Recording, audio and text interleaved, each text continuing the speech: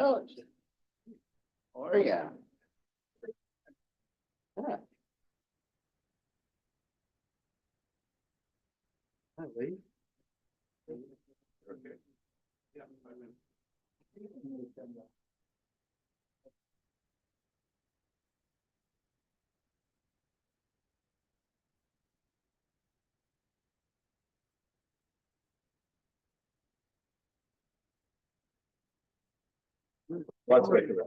I wasn't, but I've got it. You have to go off, right? Yeah.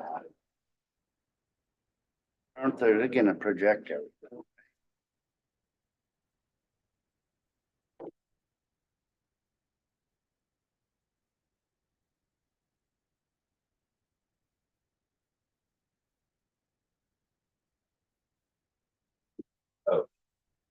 Organizing myself. Royce is already on it. What am I on? Oh, okay. The second floor restaurant are all. Yeah, if you use the rest.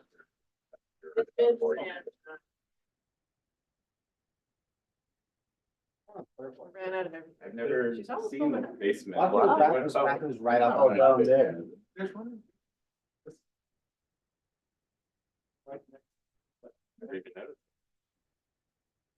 The dead zone for yourself. That's a dead zone for yourself. It is. Yeah. I like things, notifications after I walk out.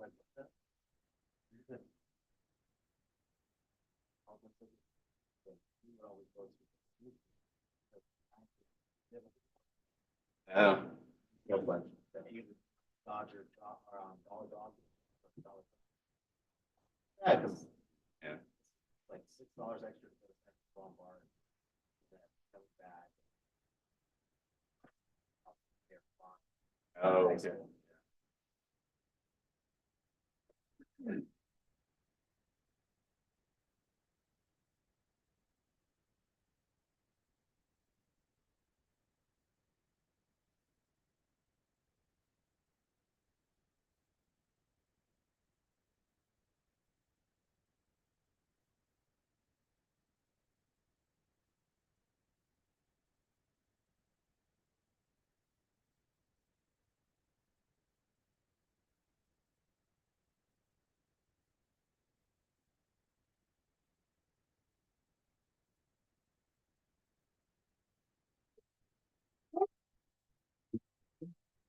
Yeah.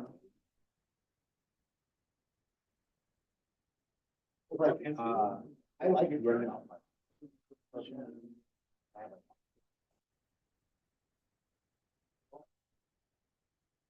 Yeah, no, it's been real busy, but Matthew left, we're trying to get him placed.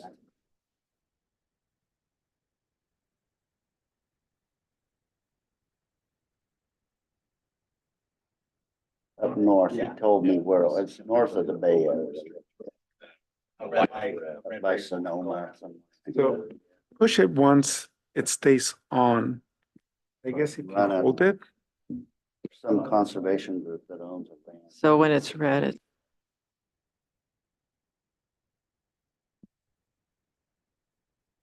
Could have made it green and made it more intuitive, but. No, I don't know, but I would guess. Yeah. Yeah, I do too. Right. Yeah. Yeah. He looks like the Marlboro man, you know? The cowboy hat, the horse. So it's like it wasn't on the side.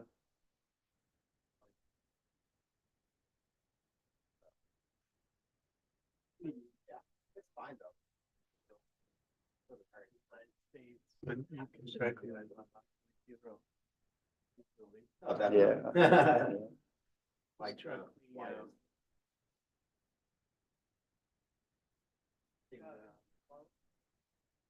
I wasn't able to do that one.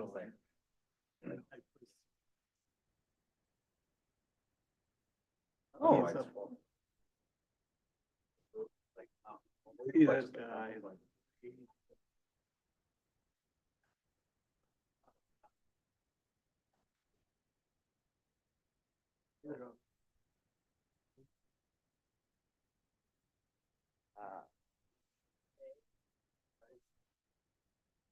Oh, yeah.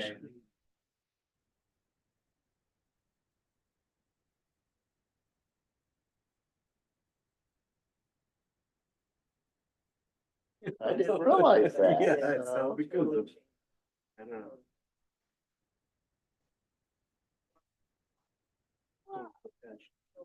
Oh, Zoom is catching up. Yeah, Getting shorter.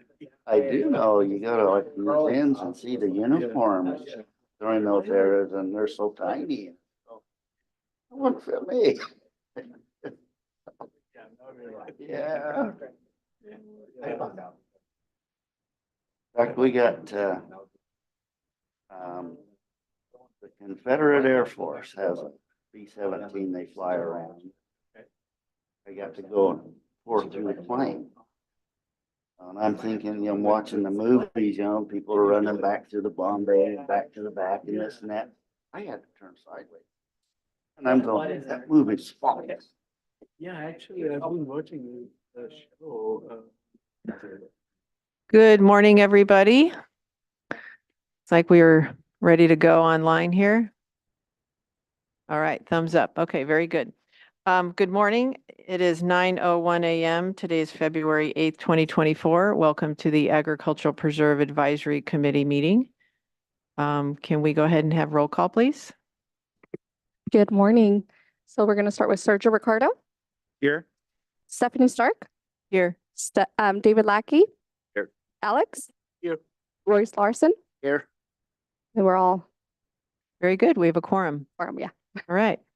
And let's move forward and see if there's anybody here who'd like to make a comment from the public on an item that is not listed on our agenda today. If you're online and wish to speak on an item, please raise your hand. Not seeing any raised hands and no one in the public. Very good. Thank you. So we're going to close public comment. General public comment. There will be an opportunity to comment on each individual item. Let's see, let's do the minutes from January 11th, 2024. Is there any suggested edits or a motion to approve the minutes?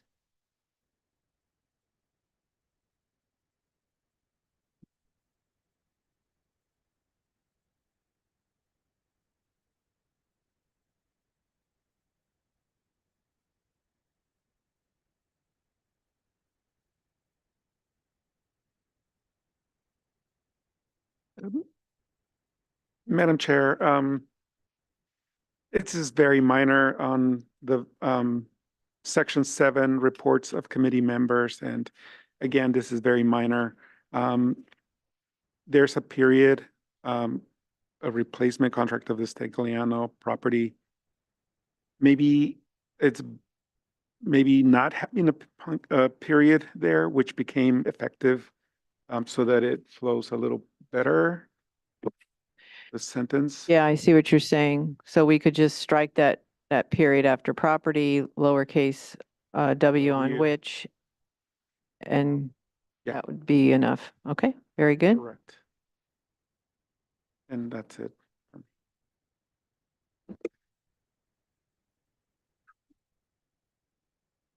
Okay, I make a motion to approve the minutes from January 11th, 2024 as amended. I will second. Okay, we'll do roll call. Sergio Ricardo, Aye. Stephanie Stark, Aye. David Lackey. Aye. Alex. Aye. Royce Larson. Aye. Vote carries 5-0. Okay, thank you. Let's move on to agenda management and requests for continuances. Is there anybody here today online, or I don't see anybody here in person who would like to continue an item on the agenda? We did receive a couple requests through memos. The first one was for item number 2, 7K Ranch LLC Ag Employee Dwelling Units. Apparently, they would like to do a redesign and resubmit an application. My understanding is that would entail resubmittal, and then we would be triggered to come back to APAC at that time. And then the other item was the last item, number 5, which is just requesting a continuance. In the memo, it didn't say specifically how long, but a continuance. Is there anybody online who would like to request a continuance? And if so, if you could state your name as to why you need the continuance.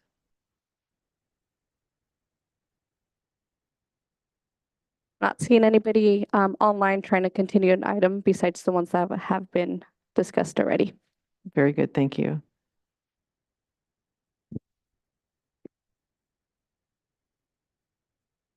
So, yeah, Madam Chair, if we can maybe discuss each of the two that have been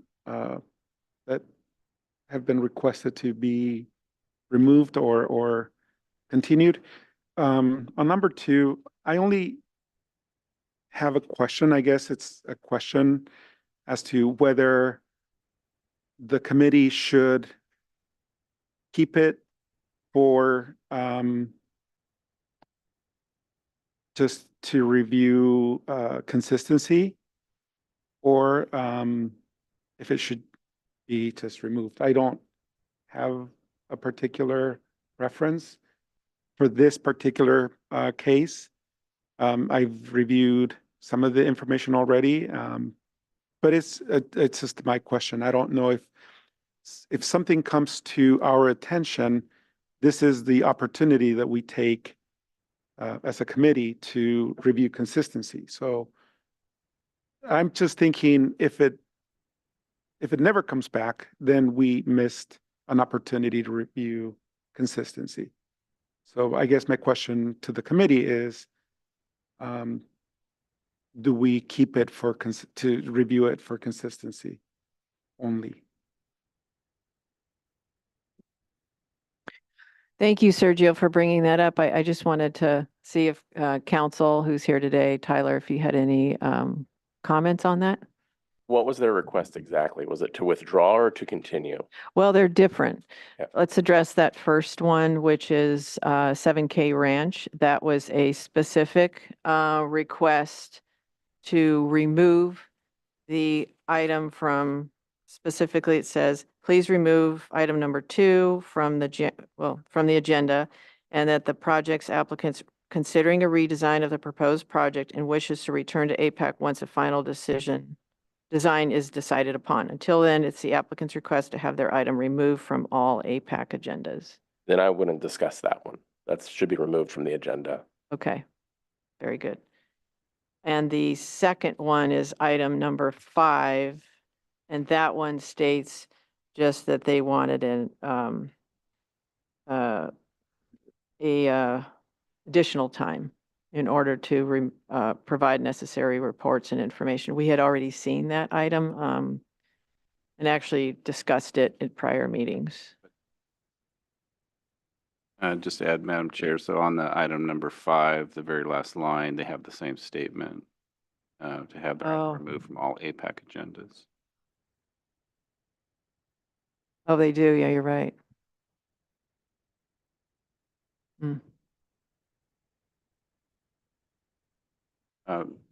If the committee wants to have like a brief discussion on it, just to refresh yourselves with it, that would be okay, but I wouldn't take any action or move anything forward or make any new requests. You want to just remind yourselves of why it was up originally or what you had been looking for, but if they've been asked to be removed, they shouldn't be considered. Okay. For item number 2, Madam Chair, I don't, like I said, I reviewed briefly but for this item, item number 5, the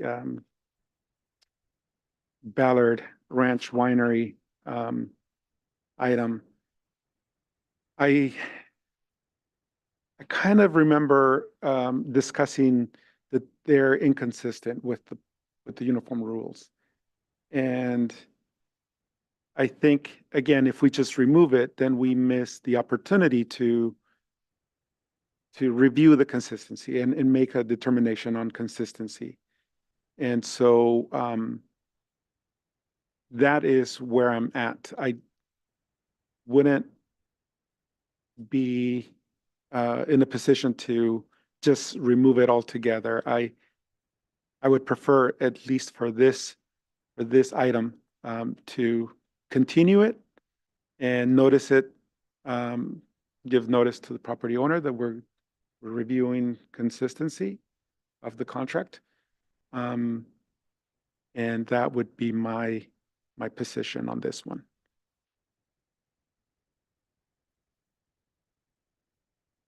If that's what you want to do, you should make a motion to re-agendize it with that and inform the property owner that that's why it's being re-agendized.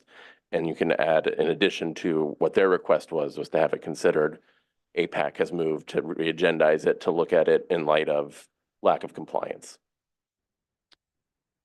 Madam Chair and Sergio, if I could ask a question on that, I mean, they started way back in August of 23, and it looks like it's just been continued each time. And we jump ahead several months. I mean, it looks like they're just not ready or something. That's my question. Or do we just say to the next meeting? But Yeah, and that is part of the confusion, Royce. At first, on their request, it kind of seems to suggest that they want their item to be continued. But then at the very end, they're saying, no, we want it removed from all APAC agendas. Yeah, I think that letter, the memo that's written for this Ballard Ranch item is just inconsistent, the two statements. To me, they don't look consistent. And I think it's, There was some so confusion it's there. not really coming from the property owner, but it's coming from, looks like the Planner. planner, Francisco Vargas. Mhm. So maybe, and I know he's not here, correct? And I think it probably has to do with the reports. So I know it's been getting put in on each month and Uh-huh. the reports are not ready. So instead of having to continue, they're just trying to do it where they'll let us know when it's ready. So it's not being continued each month. Yeah, I could see where that from their perspective. We do try and keep it on though, so that there's a continuity and it doesn't get dropped off. So it sounds like what we could do is continue it to the next month and, Or even give them more time. So my motion would be to continue the item. I don't know, give them, I don't know if it would be prudent to give them 3 months or 6 months. And then 2 months. That would be my. That's what you would do? Okay, so let's go with 2 months. And see, this is where I'm not clear. I don't know if we want to continue it as is with the request that was originally requested, the winery complex, construction of a winery complex, or if we just continue it to review consistency. I think based on the history of this project where there was probably only the first meeting back in August, or maybe we had 2 meetings where we talked about it with the consultant. And we continued it because we had all of this information that they wanted to provide. I think that's the path that we're still on. It sounds like they acknowledge they're working on it. They need additional time to respond to what we requested of them. And so I would just view this as another continuance. We're just continue it to the April meeting. Well, my motion. For the full project description and on. Correct. Okay. Thank you, David. I think then my motion would be to continue it as is for the, let's see, April APAC meeting. before we vote on that motion, Tyler, County Council, do we need to include in that motion, like you had suggested originally, a statement, something to the effect of, because of potential concerns regarding consistency with the uniform rules, something like that? Sergio, is your concern that the project itself is inconsistent or other aspects of the property aside from the project are inconsistent? Aside from the project. And I would include in that, because as agendized, it was consistency for this project specifically. But if you feel there's other parts of this property that are not consistent with the uniform rules, you need to notify the applicant that we're going to look at the entire property for consistency as well. Correct. Okay, Ooh. so yeah, so Just to follow up on that, I mean, that's part of what the original agenda discussion always has to review not only the project, but the contract for ongoing consistency. And so when we heard this item, the project in August or September, that's what elicited the concerns and questions that we wanted more information. It was related to, I think it was both, because the adjacent property, there was some influence of whether or not ag employees were working on both properties and meeting their commercial ag production. So there was unknown information that could result in potential issue with their ongoing eligibility. But it was driven by the projects. I think it was both. That's why I think I kind of view this as, I agree with everyone's concern that that very last statement was probably just an inconsistency, and it's, you know, it's the same statement as the other letter, so it was just Yeah. probably added, and it wasn't. I think their intent is, the expressed intent is they need more time to respond to our information that we had requested earlier, so. So yeah, on Tyler, on the agenda, we always include a caveat for all the properties, just so any project coming before us, we look at the contract as a whole. Yeah. My only concern is it's just been so long since this has been continued that it's not bad to give them a refresher notice while we're in there, and it's just going to be another sentence at the end of Okay. your motion. Okay. It's and- abundance of caution. I don't Sure, necessarily no, think it's understood. necessary. Yeah, thank you for that. So we could say, you want to state your motion then, Sergio? Oh. For the record, so we have it clear. yeah, so my motion is to continue the item to the April item number 5, contract 16-AP-018, to the April APAC meeting. Not sure exactly when that date is. And April 11th. April 11th. And we're looking at the project as stated, including consistency with the uniform rules and any enforcement actions pursuant to Uniform Rule 6. Could you please, David, help? Madam Chair, if I could just offer an added component to your motion, that the continuance is also based on the applicant's request to provide for additional time to respond to Apex, the information that APEC had requested earlier. Thank you, David. My motion is amended as suggested. Thank you. Any more discussion on the motion?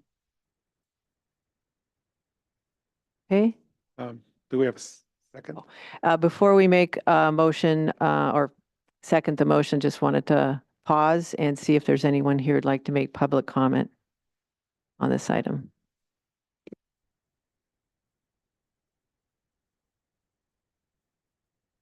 Okay, not seeing anyone online or in person here, so we're going to close public comment and let's go ahead and take final, oh, we need a second, sorry. We have a motion on the floor.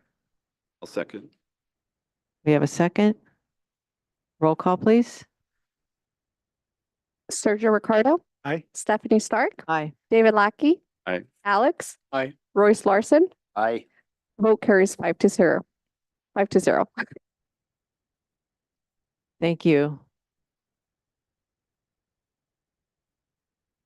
All right, that takes us to, we got to go back to item number 2. That was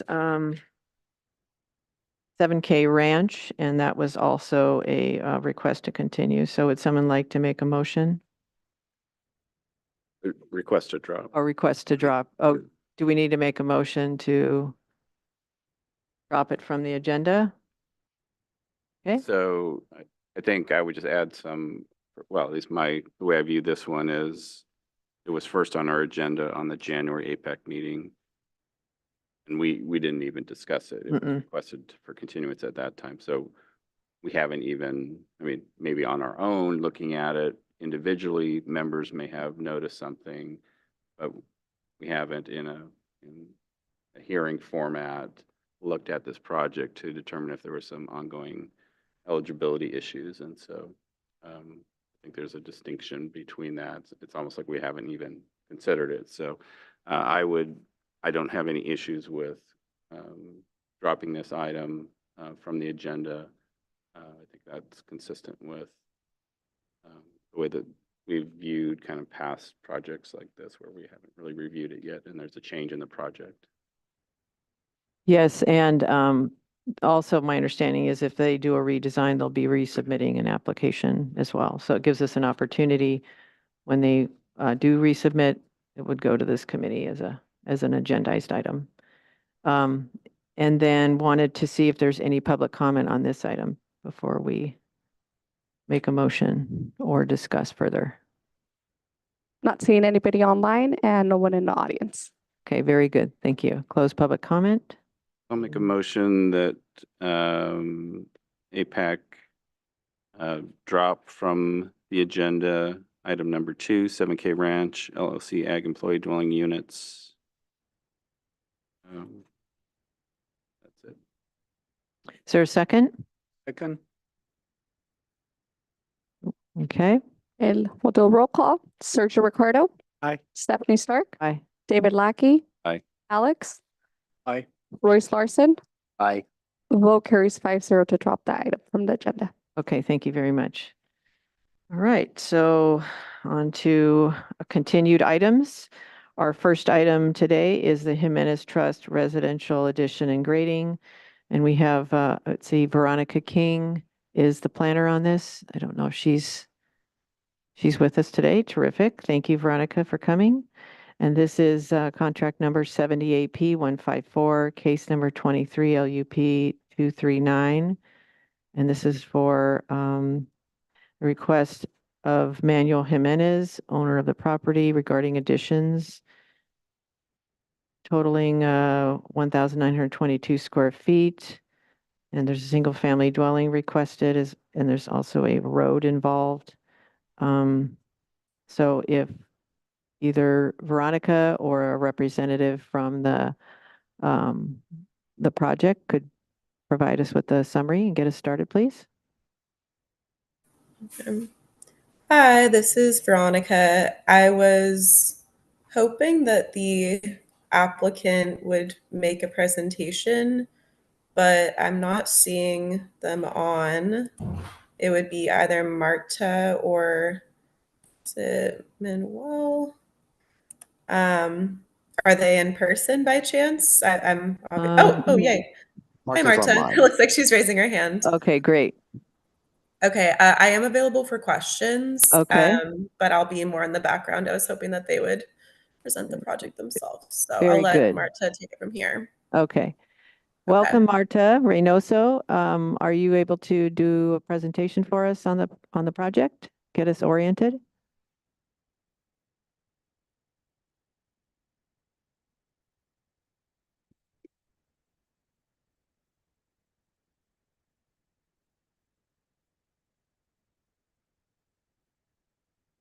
Hang on a minute. We're getting things figured out on the technical side.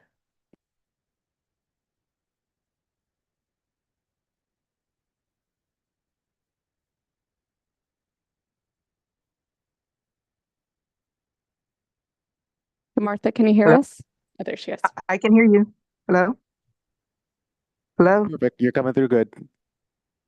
Okay. So this is an additional square footage that is being added to an existing house that is on the property and has been on the property, which will have no effect on any of the growing that we do on the property. It's a very large parcel. I don't know the exact acreage, like 600 and some acres. I'm sorry, I don't know what other questions I may answer for you. Yes, good morning. This is Stephanie Good Stark, morning. the chair of the committee. Thank you for joining us today. Just wanted to see if you could give us a little overview. We understand that it is a proposed addition to the house, existing dwelling, and if you could give us an overview of just, we have a map up. I don't know if you can see the map that is being presented. Yes, I can. Okay, so just give us an overview of the map, and there's also an indication in our material that we received through the box account that there's some, also a component regarding a road, an agricultural road. So if you could let us know where the road is, where it's being proposed and why, and also any agriculture on the property, because we're also considering ongoing eligibility, any other structures on the property. Um, the, helps. the only other structure on the property is an existing barn. Nothing has been done to that. It stands as it has probably for the last 100 years. As far as the roads, we're not requesting to add any additional roads. There are already roads on the property. And what happened is during the COVID period, our grading and maintenance permit for the roads expired. And so we need to have those roads clear so that we can actually have access to the growing grounds, because we grow olive trees and a variety of other trees on the property. So it's not to make any new roads. It's only to, and I had sent a map, an image of the existing roads on the property. So the permit that we were asking, yes, all the black lines are the existing roads, just to have permission to keep those roads maintained is what we were requesting on the permit. Okay, and could you, what I see also on the map we have pulled up right now, we see the road, we see the aerial photograph. There's a red indication. Is that where the existing dwelling is right now? Like a red mark? Yep. Yes. Okay.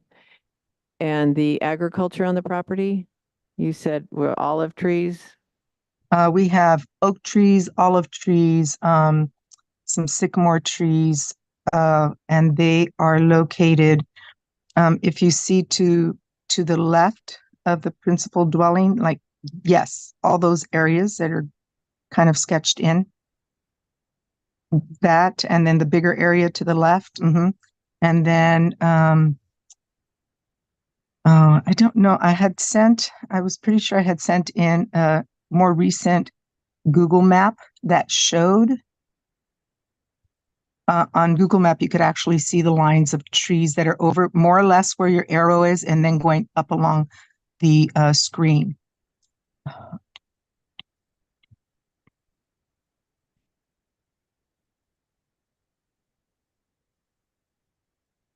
I don't know if you're talking. I can't hear. No, I wasn't Okay. saying anything, but Okay. yeah, we're looking at it and we're just double checking our box account. I see one photograph and then some plans that we had up a moment ago, and we're pulling up Google Earth. The trees, are those are they, is it a potted plant nursery? No, these are in the ground. Okay.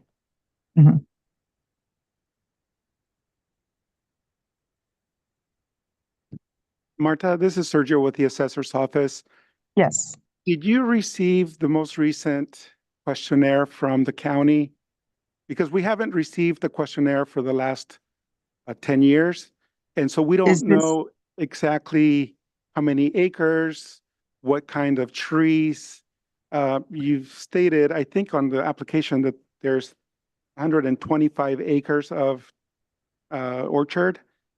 But we don't Yes. have any information as to, like, are they producing fruit? Do you sell the fruit? Do you sell the trees? We have They're no not information. Okay. And I'm sorry, Sergio, what form is it that you are requesting? We used to have a land use consultant that would help us with all of this, and she no longer does it, and I don't have one working with us currently. So what application should I have that needed to be submitted? The form is called the Williamson Act Questionnaire. Okay, Um, I do remember that, and I Uh-huh. actually just recently got one. I hadn't gotten one, probably I think like maybe 2018 was the last one that we submitted, but I did receive one this year in the mail. Right. And I was hoping to have, Cindy, the woman that used to help me fill that out. And I will get on that right away and submit it. Thank you. Mhm. I guess the question still is, do you have more specifics at this point about what trees you have, like how many acres of olives, Um, for example, and how many acres of oak and that kind of information? Yes, let me get that for you. It's not that. You drove away. So how many acres of olive trees do we have in Halama? Oh. More or less. Um, I'm asking my nursery manager who would have that information.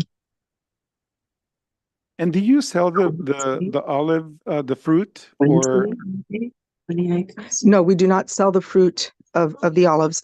We only sell these trees as, as trees. And Okay. in total, the acreage that we grow out there is 100, Yeah, maybe 100. about 100 acres in total is what we have out there in growing. And the different trees are olive trees. Olive trees, pine trees, olive trees, pine trees, oak trees, sycamores, and sequoias mainly. And all of the trees are to sell as just plants, as nursery Yeah, Yes. like for landscaping Landscaping. projects. for landscaping. Gotcha. Okay. Mhm. Yeah, so my only request at this point would be, we would need to see that questionnaire. Okay, I will get on that right away. Thank you. The Williamson Act one, yes. So in addition to primarily growing the nursery stock, is there any cattle grazing being conducted on No. the property? No. No.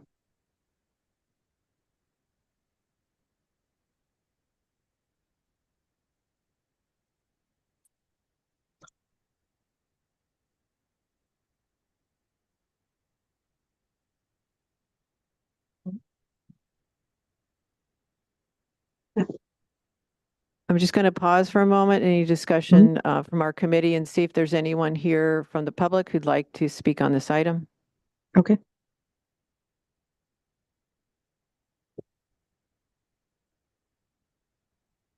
If you're online and wish to speak on this item, please raise your hand or dial *7. Not seeing anybody in the audience and no one raising their hands online. Great, thank you. Close public comment. Any other questions or discussion from committee members, or would the planner like to add anything to the presentation?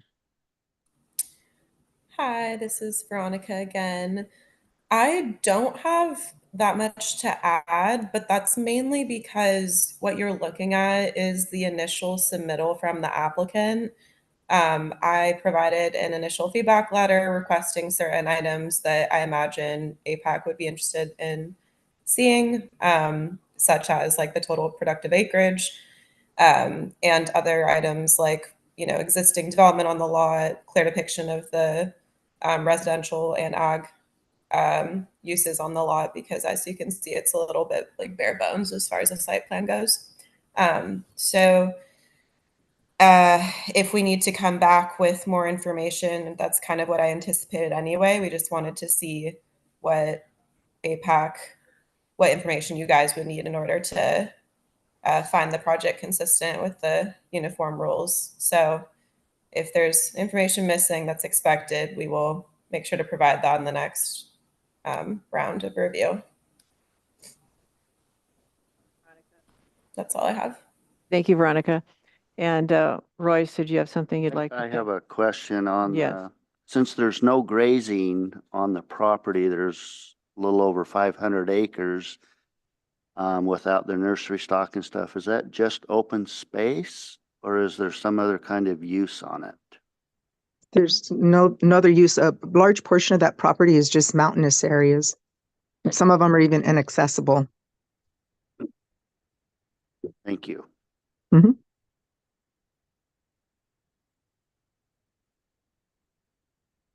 Madam Chair, just kind of thinking about the project. So it's helpful to get at least the acreages.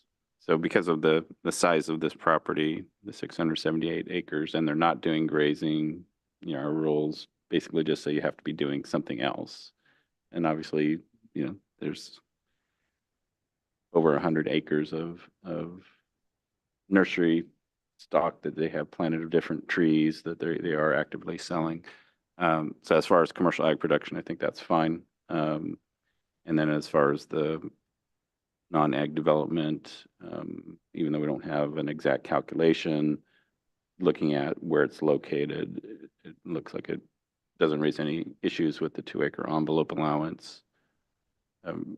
My only, I'm sorry. Oh, go ahead. Sorry. Okay, my only suggestion is coming from the assessor for this committee would be to continue the item to give the applicant time to submit the Williamson Act questionnaire, and not only for assessor purposes, but I'm wondering if you know, the Veronica also felt like that was needed. So I don't know if APAC would like a copy once we get it. But that would be my suggestion, basically to continue the item, give the applicant time to submit the application, I mean, not the application, but the questionnaire. And otherwise, I don't have any issues with the request for the addition. And then I think the rest of the agriculture, I think it does meet the requirements. Yeah, thank you, Sergio. And I was going to certainly add that, like we had done for, maybe it was last month or the previous month with the S. Parker contract. The committee wants to support the assessor's office with increasing the response rate for the Williamson Act questionnaires. And so certainly I would concur with continuance for that purpose. And so, Thank you. So I will go ahead, if we don't have any other comments from the committee, I'll recommend that we continue this item to the March APAC meeting to provide additional time for the contract owner to complete and submit the annual Williamson Act questionnaire to the county assessor's office. Second. We'll do a roll call. Sergio Ricardo, Aye. Stephanie Stark, Hi. David Lackey, Aye. Alex. Aye. Royce Larson. Aye. Vote carries 5-0 to continue the item. Okay, are there any questions from either the planner or from the applicant representative? So when we have that Williamson Act filled out, do I just mail it as per the address, or do I need to submit it additionally to others or specifically to someone's attention? No, you can just submit it to the assessor. And if the committee is interested in seeing it, I can bring it to the March meeting. Okay. Okay. Okay, That was my only question for now. Mhm. yeah, thank you. Veronica, any questions from you? None from me. Thank you. All right, well, thank you very much, and we'll see you in March. Okay. Thank you. Okay, bye-bye. Thank you. Bye. Okay, that takes us to item number 3, which is the Shea, I'm not sure, Shea or Shea residence and this was continued from our January 11th meeting. Don't think we even discussed it at that time quite yet. But this is for Ag Preserve Contract 08 AP 21. And we have Adam Orda, who is the planner. And is Adam here and or anybody? Adam is here. Thank you, Adam, for coming. Is there a representative from the applicant? Yes, okay. All right, very good. So Adam or is it Henry. Henry? Okay, Henry, yes. Is there anyone here who'd like to give us an overview of the project?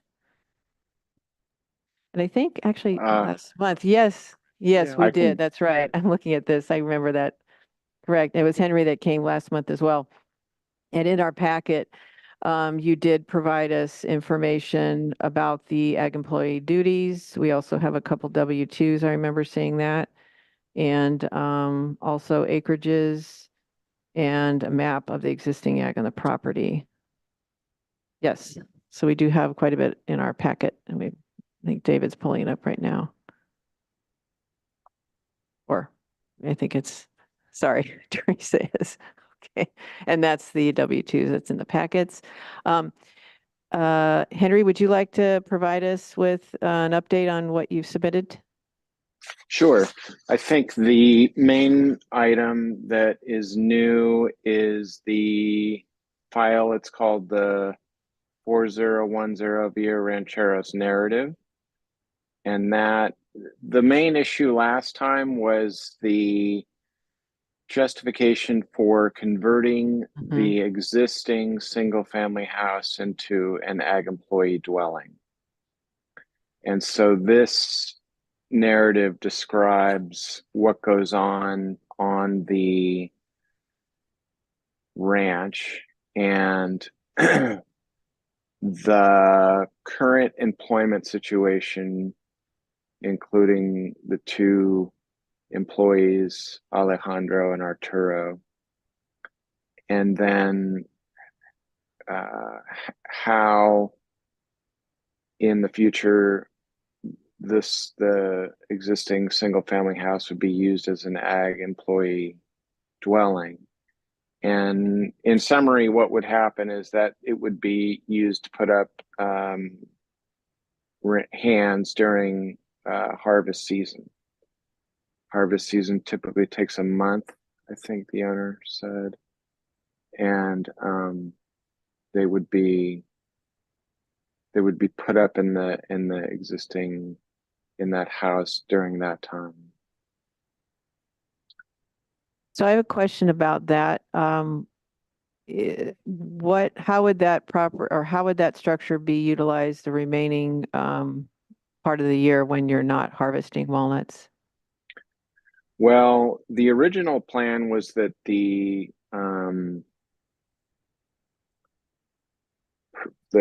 first there's currently a caretaker on the property, Arturo, and he is in there's an ag employee dwelling there currently, just to the north of the existing single family house. And then since we originally applied for this project back in 2018, the idea was that the second employee would occupy that the existing single family house. But in the intervening time, the owners hired someone that lives in the area, and so doesn't really need a place to live.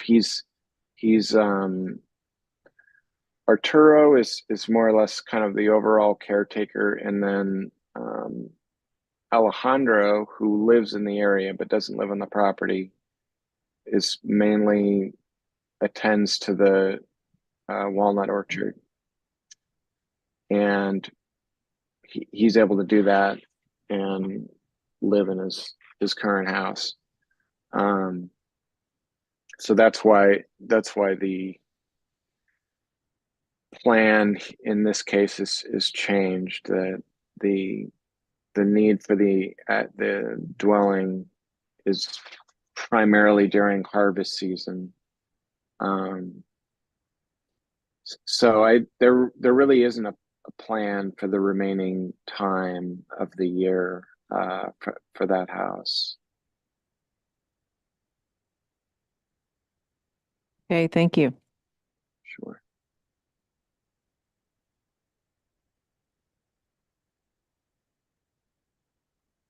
Just checking in to see if there's anyone here from the public who'd like to speak on this item.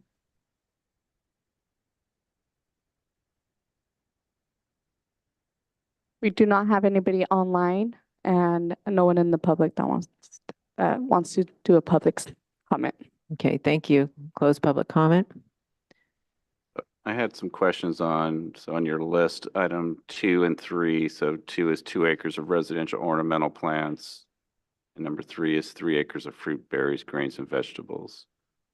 Are 2 and 3 ag commodities that are in the wholesale or market stream, or are they, how are those, are they commercial commodities, I guess is the question. Let's see. No, those pretty much are for the owner's kind of personal use. You know, the ornamental plants are just kind of around the property.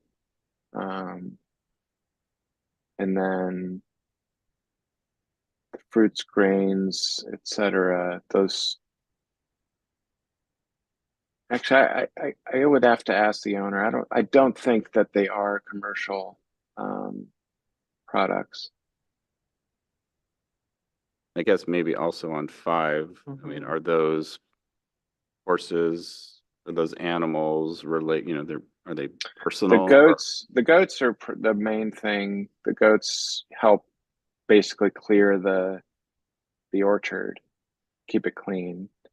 And then the chickens, they just have, again, for personal use. There's not any commercial use for them.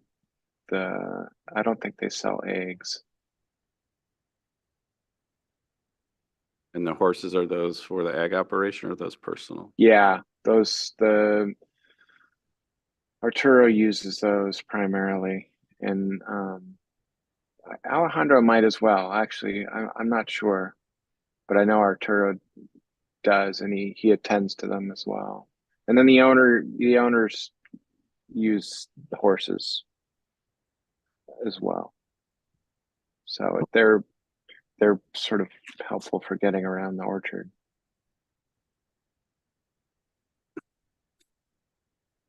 So the horses, like 5 on number 5, the 4 horses are for personal use? Yeah. And the pigs? Well, they're used. I know, like I said, Arturo uses at least one horse to get around the orchard, and Alejandro may as well. So I guess you could consider 1 or 2 of those part of the ag operation. And maybe all 4. Actually, I don't know, but they're there sort of as part of the overall agricultural operation. Okay, and the pigs, did you specify that? I wasn't sure I heard anything about the pigs. No, I'm not quite sure what. I think they just kind of have pigs maybe eventually for their own consumption. But I can't imagine.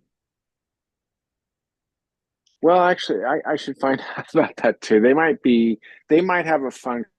So the owner is very interested in kind of making the overall ag operation as organic as possible, and the pigs may have a function therein, as far as maybe compost. I'm not totally sure. But I could find out. Okay, thank you. And did we talk about item 4, the 5 acres of new native plants? It For says, yeah, that, I think that would be, I think that actually has been done. So that's basically around the orchard, around the perimeter. There's 3. They have kind of, if you look at the aerial photo, the orchard's contiguous with the property to the east. And so I think that the plants listed in number 5, that's kind of been done around the 3 sides that are on their parcel on 4010.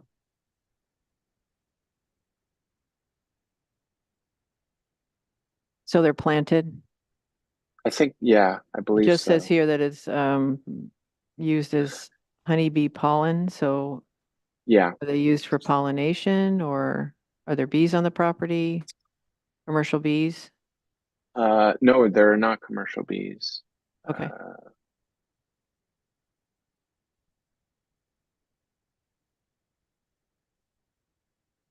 Let's see Thank if, you.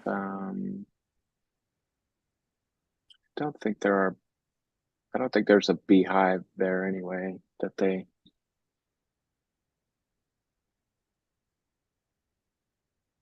if they did, it would be kind of near the existing. And I don't know much about walnuts, but do they need bees for pollination? Does anybody know? Royce, do you? They probably do. Like avocados, they do, yeah, they do need all those bees to pollinate.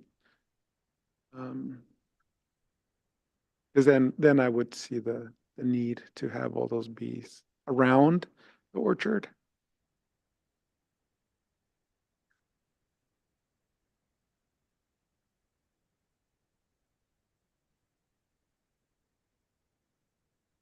I recall I think the original application, but that was 2018, I think, and I think that was a Yeah, it was similar, 2018.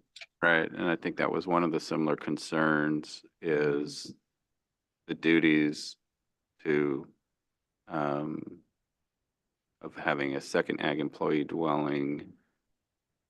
Many of those duties were more of a caretaker for uses of the property or, other non-commercial ag commodities that were more of the owners and not, as I said, a commercial ag commodity. And walking through this list, I mean, certainly number 1, it sounds like, but for the employee that has been doing that work and continuing doing that work, it sounds like one of the proposed 2 ag employee dwellings would just be used during harvest time for that person and not year round. And then going through the list of 2 through 5, I think it's, most of those, number 4 looks like it's already been established, so there's not really much probably work to manage the native plants. And then some of the livestock may be used to support the walnut. And certainly I could see the goats. I don't know if the chickens are let loose through the orchards to also integrated pest management type of things. That could be the case. So that, it's not clear that there's sufficient other duties for a full-time second ag employee. That's kind of the way I look at that. Well, I'm sorry, just to clarify that the first item, which is the ranching, the orchard, the 50-acre orchard, that's handled by a discrete employee, and then the remaining items 2 through 5 are all handled by the current caretaker who lives on the property just to the north of the existing main primary residence. And again, the plan when we originally applied was that the existing primary residence would house the employee that handles number 1. In this case, it's now Alejandro, who lives in the area.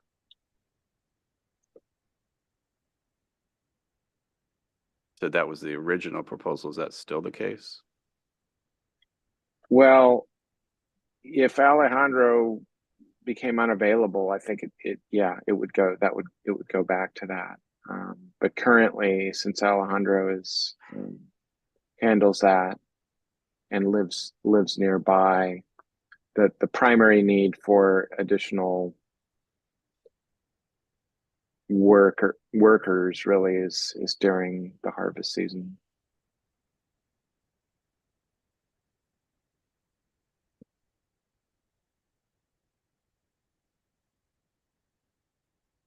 So what it sounds like is that the current farm employee dwelling has the employee that does items 2 through 5 in it, which sounds like it's Yes. what I'm that's right. hearing from our committee is that there's questionable as to whether that's really enough to sustain a full-time ag employee all year. And then the person who does number 1, which is really the lion's share of the ag operation on the property, that person lives off-site. Maybe, and I'm a little confused too here, is what I just heard, I thought I heard was that the current helper, Arturo, I think, Caretaker Mhm. the caretaker. and he Caretaker, yeah. lives- And he lives on site, in a farm employee dwelling. but it's more like next to the main residence, which is the one. So I'm thinking maybe he's like using a guest house, not really designated as an employee house. I don't know. Is that the case? Is he like just using a guest house within the same, the current principal residence, which is now going to be converted to employee house? He is in a house right immediately adjacent to the existing primary dwelling. And I mean, he does everything. He's the owner that isn't living there right now full time. So in the owner's absence, Arturo does everything on the site, and he helps. He makes sure that Alejandro has what he he needs in order for him to do his job. But I think there's certainly a lot for Arturo to attend to on the ranch. So here's my question. So he is within a residential area that was not or hasn't been designated as an employee resident. It's currently the main residence, which will now, and you're saying that on that residence, the owner is only there part-time and maybe the rest of the time is vacant, but Arturo is there all the time. Yes. And so now they want to convert that house, that main residence, the current main residence, into an employee residence, and then create or construct the new principal residence. That's basically what you're doing, correct? Am I Yeah, that's understanding? correct. Okay. That's correct. I guess maybe just to clarify that, the existing ag employee dwelling, is it permitted as an ag employee dwelling? Do you know? I think, yeah, I believe it is. Okay. Oh. The one Good. Arturo lives in. So right now, there's the single-family dwelling and a presumably permitted ag employee dwelling. They're just going to convert the existing single-family dwelling into a second ag employee So dwelling Ag permitted. employee dwelling, correct. There really isn't a request to convert the existing house into employee residence, because what you're saying is No, there is. There is. it's already been No, Oh. they approved. want to. No, We already have one. They want a They second. have a single-family dwelling, that's one structure, and then a separate structure is the ag employee dwelling, which is permitted as an ag employee dwelling. Gotcha. That's where Arturo Right. lives. They- Even though they're within the same envelope. Yeah. Yeah. Gotcha. They want. to- No, they're, I'm sorry. When you say envelope, here, maybe the other file to look at here is the file called the parcel plan. Mhm.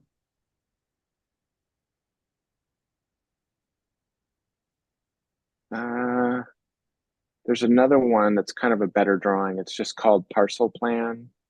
Yeah, this one. Okay, so if you scroll down, okay, this right here, this shows everything.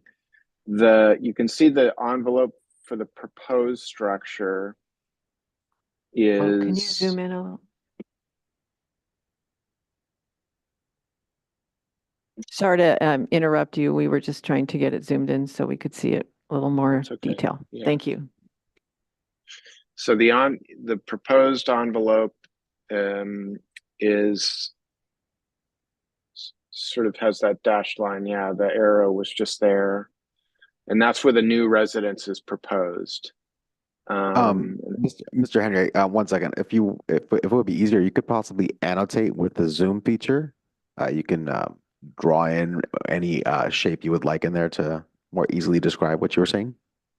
So I'm a bit challenged because I'm talking to you on an iPhone, but I'm an attendant on another computer, so I'm not sure I'm able to do that. No problem. Okay. But I think we But can if- see from this photo, the kind of the two black buildings. You've got the 1,130 square foot caretaker building, which I think we're understanding to be the permitted ag employee dwelling currently. And then below Yes. that is the 1,200 square foot main house. That's proposed to be converted to the ag employee dwelling, correct? Yes, that's correct. And then the new proposed structure that brings this project before you is the kind of rectangles down and to the right. Yes, Right. that group of buildings. So the idea is that when the owner builds that, moves in there, the main existing primary dwelling will be vacated and become an ag employee dwelling. So Arturo will remain in the same house that he's been occupying. And you're just Yes. bringing in Alejandro into the main residence that's being converted. And so Well, Alejandro wouldn't live there. The current plan isn't for Alejandro to live there because he lives nearby. He doesn't need a place to live. It's more that this house would be used by, they hire a bunch of employees during harvest season, which lasts about a month, I think, 4 to 6 weeks. And they would be put up in that house, the existing house that's to be converted to a ag employee dwelling. When we originally applied for this project back in 2018, the plan was for that to become a residence, a full-time ag employee dwelling for someone doing Alejandro's duties. But since Alejandro doesn't require his own dwelling at this point, that plan has changed. So in previous harvest years for this 4 to 6 week period, you hire additional ag employees for the harvest. Presumably they've just been from the area, or you use the agricultural contractor to get those employees for harvest? Well, I'm not totally sure about that. I know that when at the time we applied in 2018, they had an agricultural manager. And I think they took care of it somehow. I'm not sure. In other words, it wasn't Alejandro. It was let's see if I can find the name of the outfit.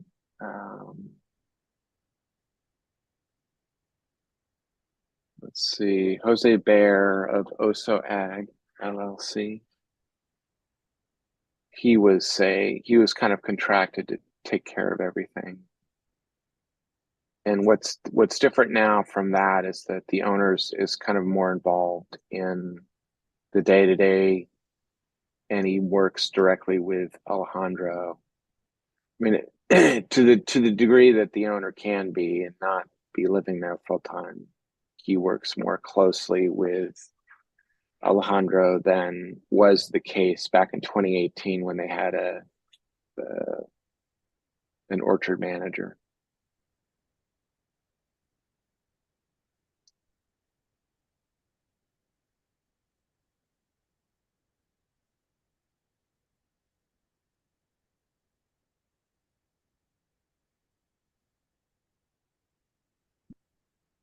Thank you. Any other question from committee members or discussion?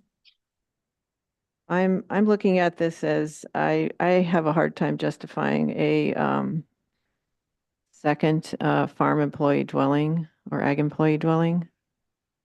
I just don't see the amount of work needed that justifies a full-time farm employee dwelling.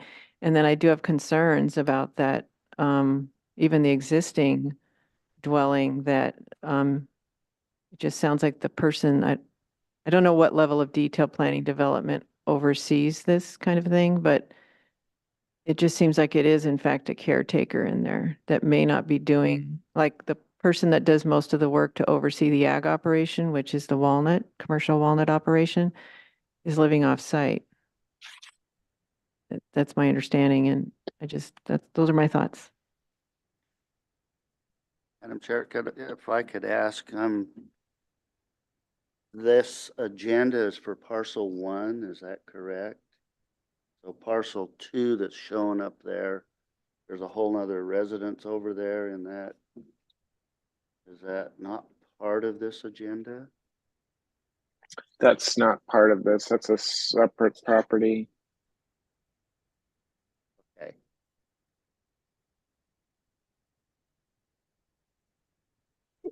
And So is your question relating to the walnut orchard that is it a cooperative well, arrangement?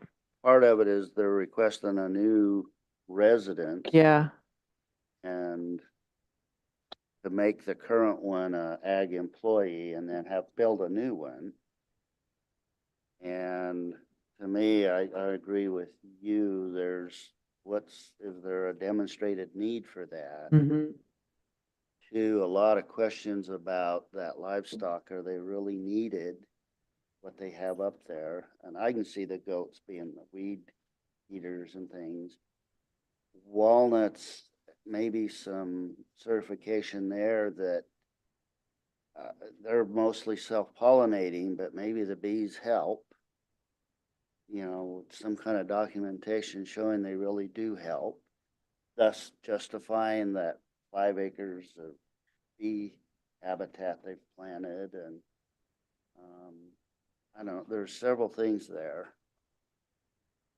And then we haven't even looked at the actual 2-acre envelope where they suggest to build a new residence. So there would be a bunch of questions that I would have on that. Mm-hmm.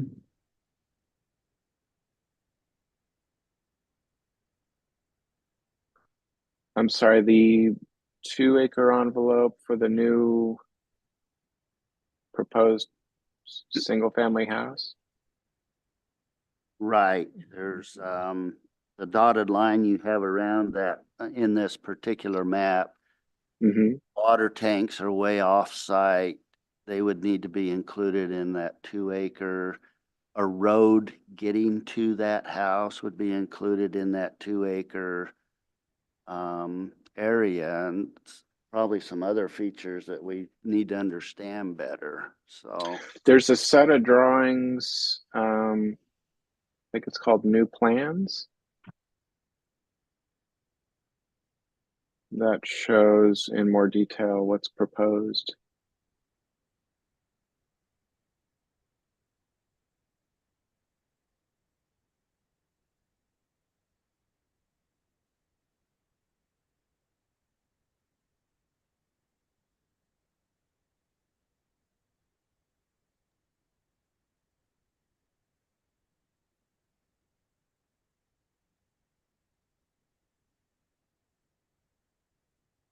Is that the sheet? If you could see the screen, is that the sheet you're thinking of? Yeah, that one shows the buildings in detail. And if you go to, let's see, the third sheet of that set, it kind of shows the floor plans of the 4 buildings.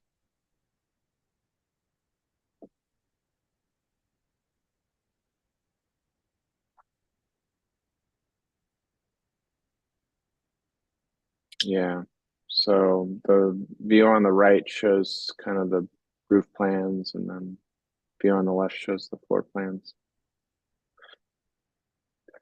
So those, there's a pool cabana. The main house is the sort of the big house that's kind of living, dining, kitchen, and then a bedroom, and then there's a pool cabana across from it, and then a guest house down below it, and then the lowest, or the building that's kind of uppermost on the page, is that would function as an office for the owner to kind of help manage that would be essentially where he works in his capacity as kind of the manager, or overseeing the manager.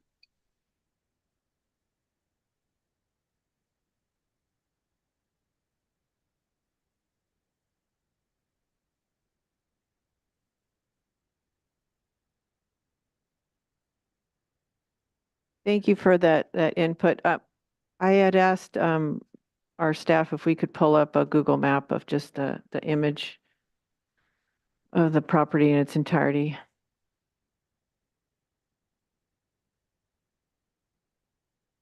They're going to do that right now. Thank you. And while we're waiting, did the planner have anything to add to the discussion, or any information that would be assistance to the committee you'd like us to know about? Hi, Madam Chair, members of the committee. This is Adam. No comments or questions at this time, but I'm available for any questions. Okay, thank you.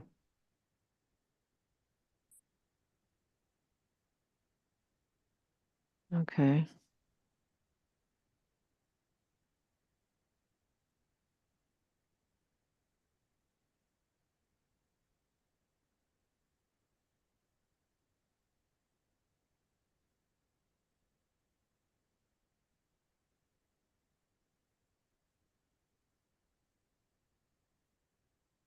Yeah, I think actually this is good a little bit. So it's giving us a kind of information about just the subject lot there.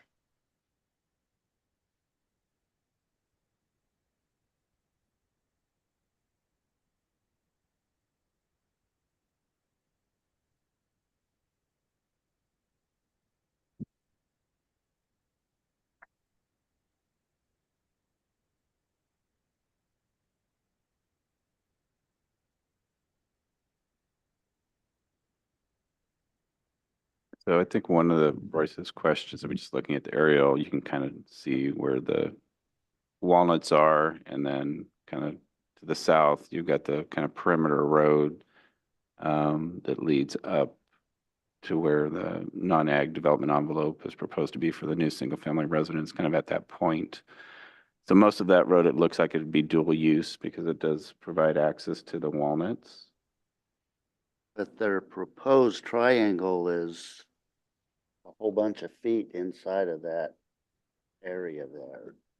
Could you put on your cursor over where the proposed development area is for the, as we understand it? Over to the right, keep going. Yeah, To the point. yeah, there you go. And then that open area below the, go down. Yeah, Now, So kind of that open. Yep. Actually, Mhm. the open area to Oh, the southwest okay. is where I believe is. and I could be. Oh, you're right. oh, so if you moved your cursor down a little bit further and to the left, that right there. So that's the proposed area. Is that correct? Yes, that's right. Okay, great. So then, at that point, that driveway or that portion of the road there would have to be part of the Envelope, the envelope. right, non-ag development envelope. What we're I'm saying is sorry, that which road are you? we're just kind of thinking this through, if that's where the proposed new residence, single-family dwelling would be, you'd need an access road to get to the dwelling. Has that been thought out? And what we're Yeah. imagining is it would spur off the ag road, or where would it come from? That's right. It would spur off the ag road. If you zoom in on that view, you can kind of see there's a pretty well-traveled path there. Down at kind of where the go up and to the right, where the kind of there's a point there where what looks like three roads come together. And then if you draw the mouse just due straight south, you can kind of see a road that's there.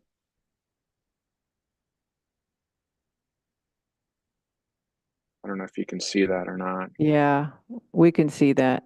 And there's Yeah. something parallel to that road that's lining it. It's like, Not sure what that is, but that is more or less where the proposed driveway is. okay, And that's that- the driveway is also in the set of drawings. okay. So, yeah, I think since there's no ag, from that kind of point where the three roads meet and then going down south to access the new proposed house, that road isn't a dual use road. It's not accessing any other ag. And so it would need to be included in the calculation for the non-ag development envelope. You mean the driveway? Yes. Yes. It's within the envelope. Not sure I'm understanding the issue here. Madam Chair, if I may add, it looks like there is what's called building envelope that's created by the parcel map approval process, and it's larger than 2 acres. And then there is a smaller 2-acre envelope on the plans that is basically going to meet or supposed to meet our, uniform rules requirements. So That was in the the packet. traveled way, yes, it's on page. What page is that? Page 1 of page 13. Okay. New plans, and when you zoom in, there's a nice illustration of the envelope. Okay, so could we pull that up, please? Thank you. Page 1, please. Yeah, and if you can zoom in just, yeah, in that area.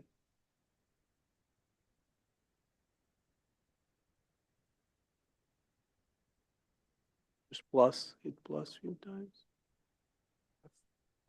Oh, so we're talking about the frame to the left where it shows the split of parcel 1, parcel 2, and you're saying if we zoomed into that one area down below? Okay, just south, yeah.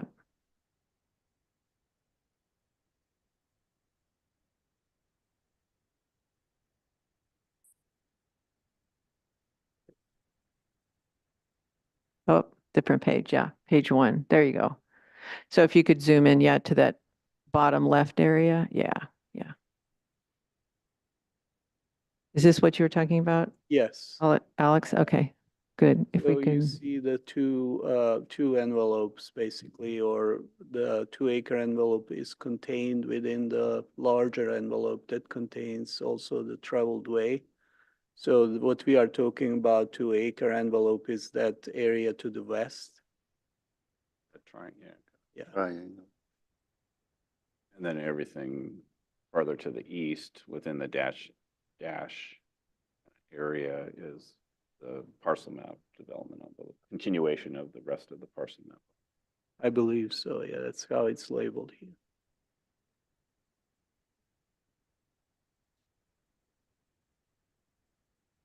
And I can't really see it, but is a triangle 2 acres?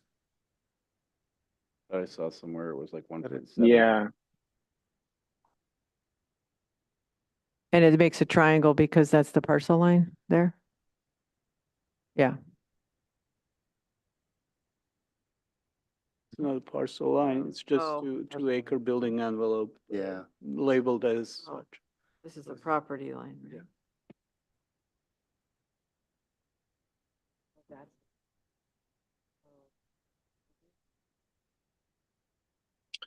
yeah, the triangle, I think, is that's our limit building. The area we're limited to build within, I believe. Well, what David was suggesting, correct me if I'm wrong. Correct me if I'm wrong, David, but what you were suggesting is that that little portion of the road from the where the 3 meet, that little portion needs to be included in the envelope. Right. That's gonna, even though we You don't. mean the 2-acre envelope? Yes. Correct. Yeah, the one that says traveled way, Okay. yeah. So where it comes out from the Okay. triangle, right? Right. So you Yeah. have to kind of adjust it. So So Yeah. it should, the dashed line should be kind of an arrow with the arrowhead being the triangle. And the base, the body of the arrow being the traveled way. I guess like the yeah, I dashed mean, line. Yeah, the you'd have dashed line. a little section of the triangle extended to encompass include that Okay. traveled way. So you'd have a little spur off of it. Okay. And that would all have to be, within 2 acres. correct. 2 acres or Yes. less. Yeah. That's Okay. correct. Okay. And also, I believe the septic system should also be contained within the 2-acre envelope. Because it's a domestic water supply. And it's shown the 2 rectangles there. being They are split. labeled as, Those are fully submerged and those are fully underground. But I'm not sure that matters. I mean, because they're part of the they're supporting the residential, we typically have included that in the non-ag development envelope. I think Royce had mentioned previously about the water tanks. Often because they require gravity feed and they may, doesn't always line up with that. So we've acknowledged that and not required the water tanks if for engineering not- reasons. They're not water tanks or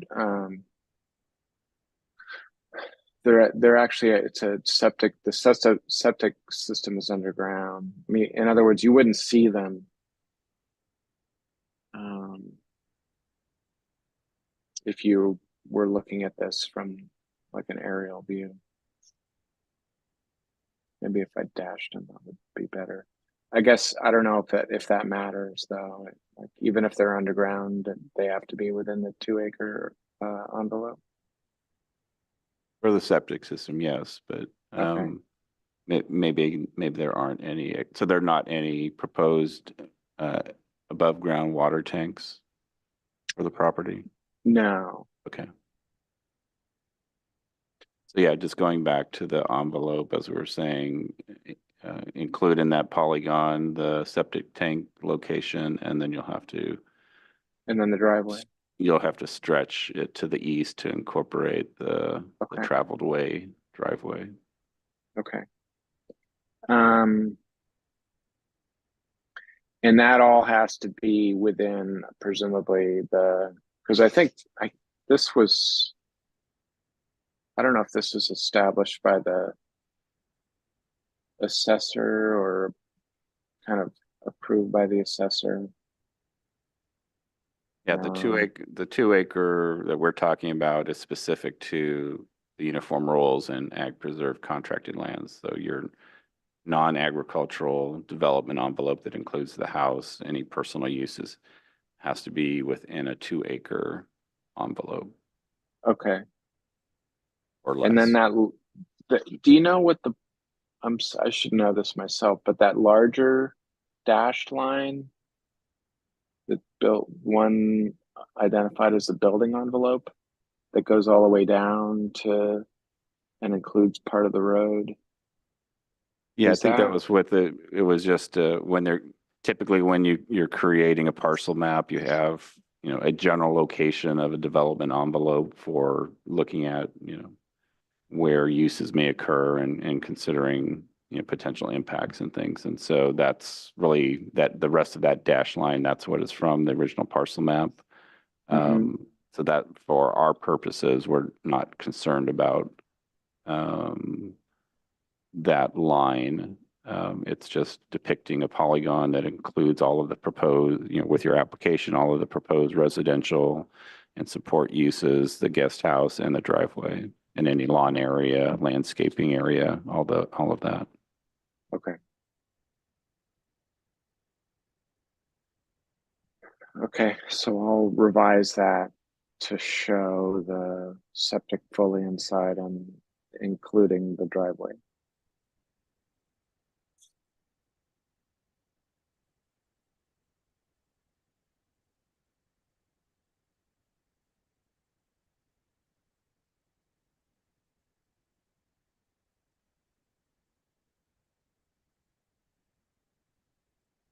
Okay, so we've addressed, thank you for bringing that up, Royce. So we've looked at the the area where the proposed new residence would go, the 2 acre envelope. We discussed the septic system and then the road spurring off of that for the near the development envelope. So trying to think this through, maybe my committee members can help me parse this out. So it appears, my understanding is that the single family dwelling, the second one would be allowed if that first property, the current or existing single family dwelling was converted to a farm employee dwelling or an ag employee dwelling. But I don't, given what's provided to us today, I don't see a demonstrated need for a second ag employee on the property to be working full-time. I just don't see the demonstrated need, but maybe my committee members feel different or they would like more information on that. Yeah, I mean, I think, as I mentioned earlier, it's not too dissimilar to, I think, what we heard with the 2018 application. There was concerns at that time that the current activities of the caretaker were really caretaker activities for the uses of the owner and their overall property management, which is different than being an ag employee when the Uniform Rules is looking at that supports the commercial ag production on the property. Right. I think with the adjustments that we recommended for the single family dwelling, there aren't really any issues. I think it would become an issue on the planning side of, if the committee found the single family dwelling location consistent but found that there wasn't a demonstrated need for a second agricultural employee dwelling, then it's an issue on the planning side because they're going to have to do something with one of those two structures to convert it to either some other permitted use. If the recommendation is not to approve it for a second ag employee dwelling. I guess the scope of our committee today is we are looking at both the demonstrated need, correct? And I guess I'm trying to find a path forward so that we're not going outside the scope of what it's agendized for. But it looks like we're also looking at, has a demonstrated need been presented to us for a second ag employee dwelling? And then I guess I'm struggling with how much do we comment on the other, we provided comment to the applicant on the proposed new single family dwelling, but how do we shape a motion to close this up or move on? We could maybe add a little bit in there, and that's the livestock part. You know, what part of the livestock are for the ag production versus personal use? And for example, if those horses are, 3 of the 4 horses are personal use, then they need to be housed in that 2-acre envelope also. So we need that kind of we need that kind of demonstration. Yeah, some more detail. And there was, we got some good information today, but I think there's still some ambiguity, uncertainty, and regarding our questions when we probe more deeply into what the tie-in was for commercial agriculture. Okay. Good point. Okay, so may I ask? Yes, go ahead. It sounds like there just needs to be what we need. The owner needs to show, and I think that was his intention in writing this up, is that all of this stuff is related to the ag operation, including the livestock. I'm not sure. In other words, 2 through 5 were related to 1.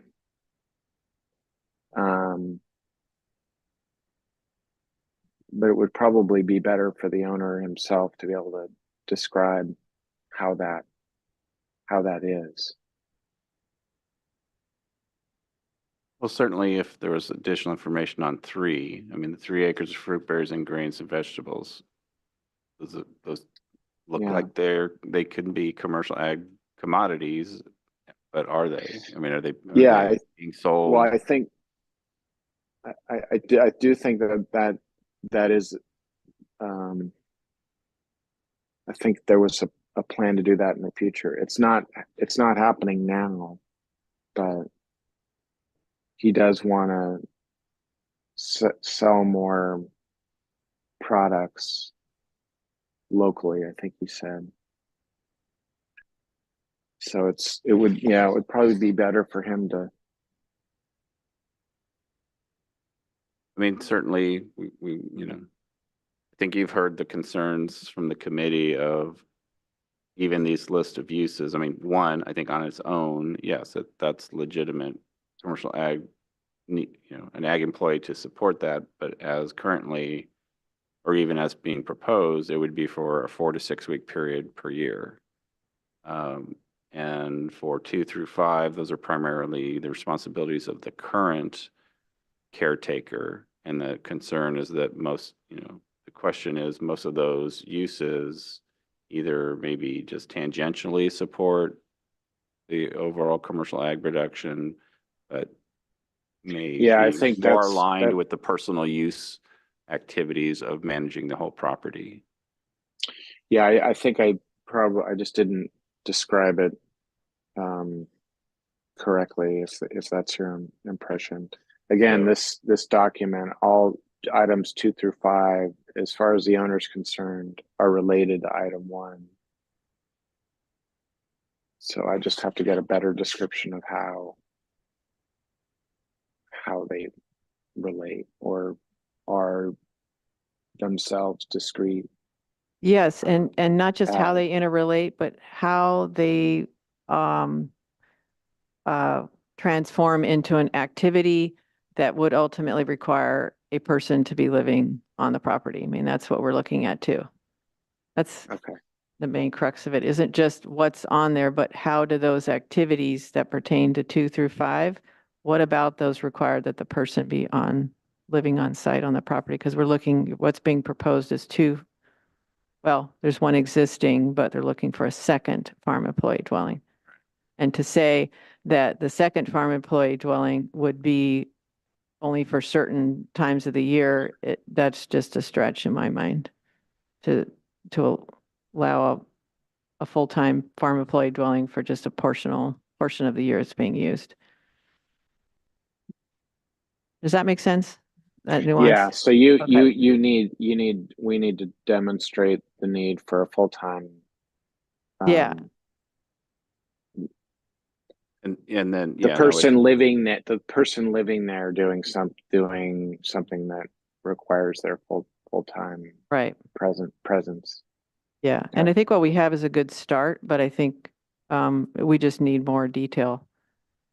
In the past, we've accepted like a future operation plan. Yeah. Right? Like Planting plan planting plan, or I guess what I'm trying to get at is Management if some of these items, for example, the 3 acres of fruit, berries, and grains, if these are in the future going to become more commercial, we need to see that in like a future plan kind of thing.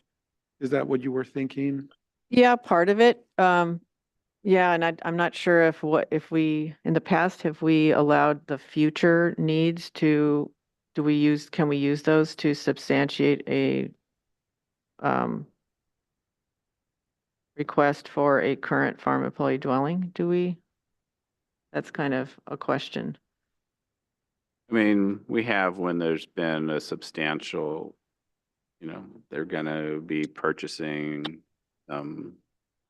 avocado trees, but they have a business plan and they have a purchase order, but they're Right. not gonna arrive for 18 months. Yeah, I mean, there's, we ask for receipts and things like that. but it's from- also been typically, a business plan for that commercial Yeah, ag commodity that's gonna be the principal qualifying ag commodity. uh-huh, It's 3 acres.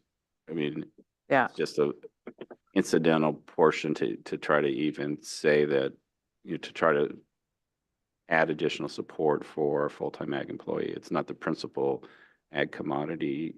So if they do have some information or a business plan, that would be helpful for the 3 acres of fruit, berries, and grains. But I don't think enough that's going to substantially change.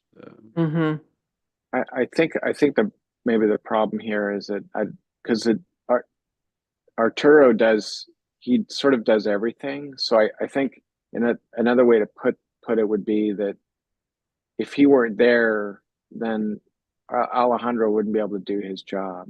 So I need to provide you a better description of how he does that. And I don't. yes. And I would currently. say regarding the walnut orchard and any of our agriculture on the property. Yes. And Okay. agriculture, we're saying, is commercial endeavor. So that could be a farmer's market, it could be through some other contract or how that commodity is going to channels of trade. That's what we're looking for. Okay. To clearly distinguish that from, caretaking of the property for Yes. personal Right. uses of No, I mean, I guess I'm including like by the caretaker. Part of being a caretaker means, there's a lot of work he does on the orchard, on the equipment for the orchard. There's 2 barns there where he spends most of his time, and the barns house the equipment and supplies and so forth for the for the orchard. So I guess I'm surprised at the your kind of reading of it so far that Arturo's Arturo's presence there isn't really justified. So I just need to provide a better description of it.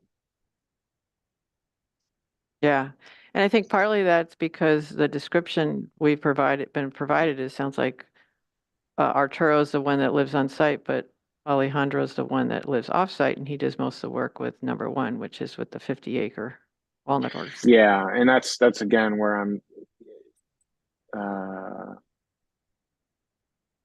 it wouldn't be possible for Alejandro to do his job if Arturo wasn't there, and I need to provide you a more detailed explanation of why that is. And I had one other question too, just, so the adjacent property that's to the east, that's Mhm. marked as 4,000 on the Yes. document you provided to us. So that at one time was all farmed as one walnut orchard. So you're saying, what's going on to that property to the east? Are you not farming in conjunction with that? Is it a cooperative or is it completely separate? It used to be. I know it was at the time of the 2018 application. Jose Bear handled both properties. I'm not sure that's the case anymore, but I'll find out. Yes, that would be good to know. Okay. Yeah. And I guess the other piece of information I think is going to be helpful. So presuming there's additional information to characterize the current activities that align to say, yeah, that makes sense. There's now one full-time ag employee dwelling, and that's Arturo.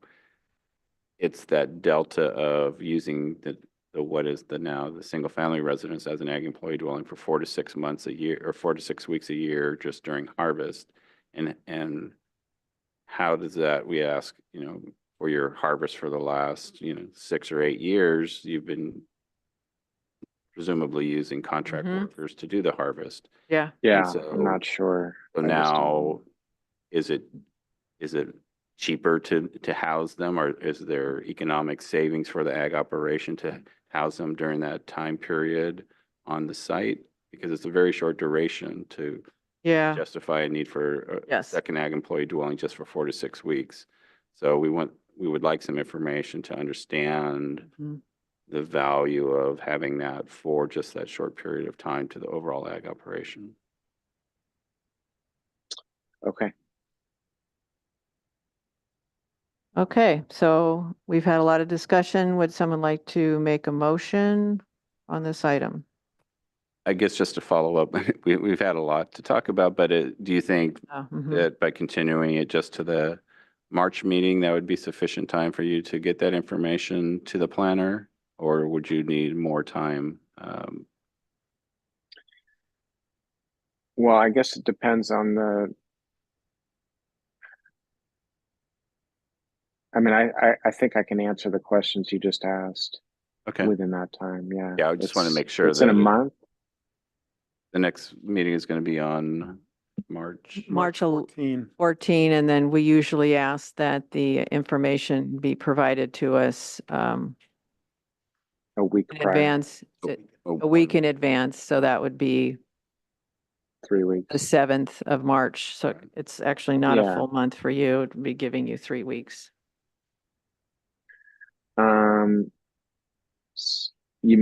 The meeting is the 7th of March, and you need the information by the 29th. The meeting is March 14th, and we need the information by March 7th. Yeah, that's a month away. Today's the 8th. Yes. So yeah, I can do that. Okay, very good. And before we make a motion, if I could just pause and see if there's anyone from the public who'd like to make a comment on this item. Chair Stephanie, we do not have anybody online and no one in the public that wants to make a comment. Okay, thank you. Close public comment. And any other discussion before we move forward? No? Okay, very good.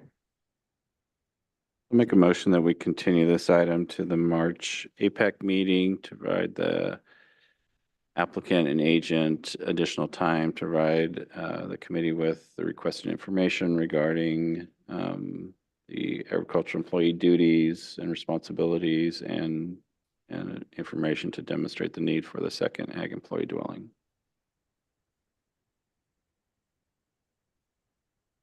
I'll second. As, could we hold, please? I think we also wanted to include something about the map. Oh, Yeah. yeah, yes, I'll amend my motion to include a revised site map depicting the revised non-agricultural envelope, 2-acre envelope to include the access road and septic tanks. Second again. Roll call, please. Sergio Ricardo, Aye. Stephanie Stark, Aye. David Lackey, Aye. Alex, Aye. Royce Larson. Aye. Vote carries 5-0 to continue the item. Thank you. And thank you very much for sticking with us all this time and for the information you provided thus far. And we look forward to seeing you in March. Thank you. All right. Thank you. Thank you, Adam, for coming today. Thank you. Okay. That takes us to our this one's our last item for today. And it is the Raw Land Development Company. This is item number 4, contract number 77AP058. And Kylie Sanchez is the planner on the property. And this is planner for the case. This is case number 23LUP94. And looks like we're considering a proposed new single-family dwelling. And there's also discussion about a driveway that pertains to or is on an adjacent property too. So there's actually, I think that's maybe why we continued this again. We revised the project description. That's right. We revised the project description. That's correct. We continued it from our January 11th meeting, but we didn't discuss much beyond that. Okay. Would the planner or the agent or representative for the owner like to provide us with an overview? Please. We have Mr. Lloyd here to. Oh, Yes, hi. Madam Chair, Hi. honorable committee members. My name is Mark Lloyd, agent for the applicant. How are you this morning? Very well. Thank you for coming in person today. Oh, it's glad to be in front of you instead of doing everything by Zoom. Very refreshing. Thank you. If I may, Madam Chair, just make a clarification as to what the project is. The project involves the property that's mapped in front of you, and the element for consideration is the conjunctive new roadway segment that is coming off of Cathedral Oaks at the lower left-hand corner of the property.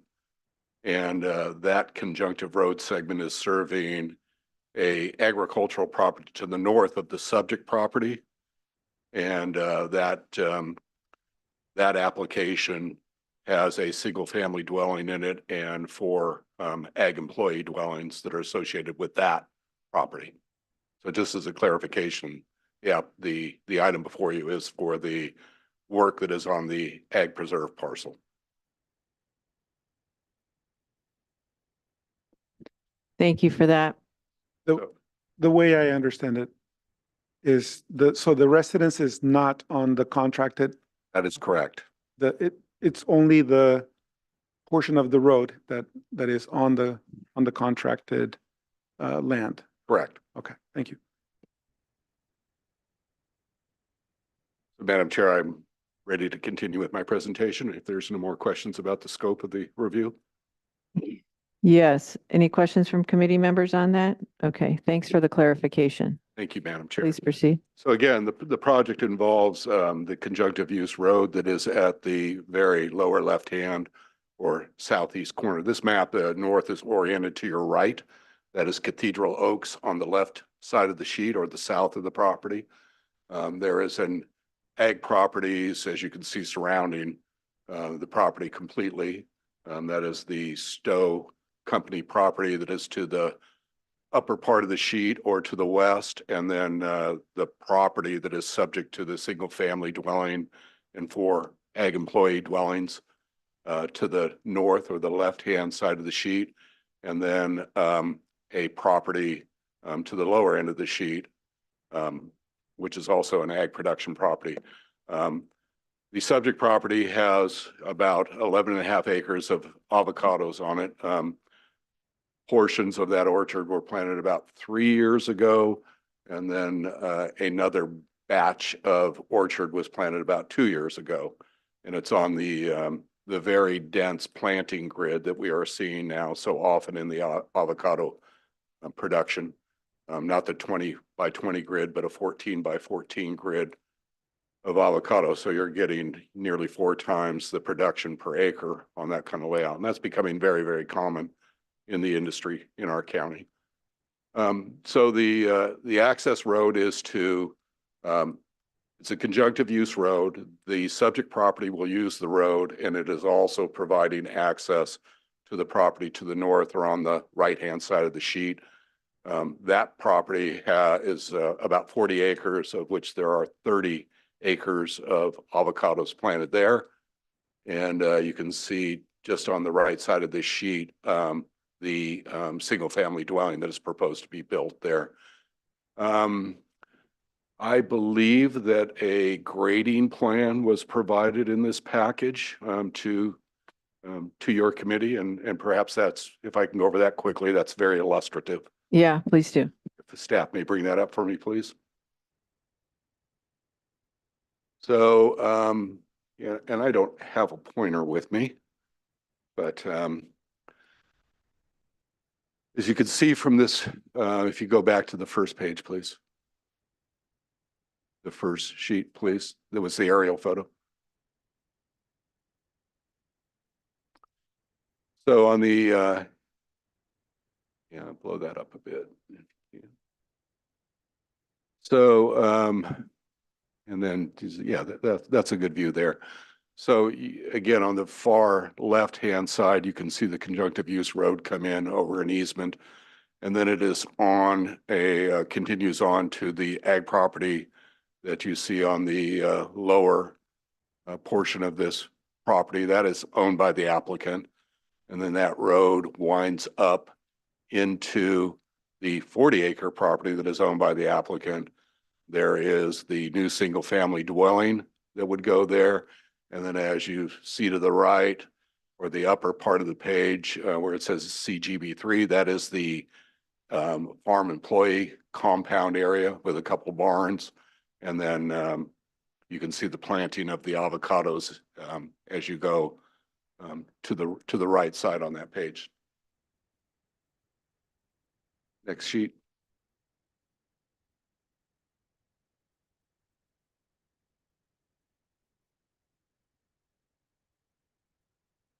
Again, just for informational purposes, this is the single-family dwelling that is on that property. Next sheet, please.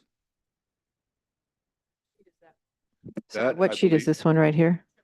Okay.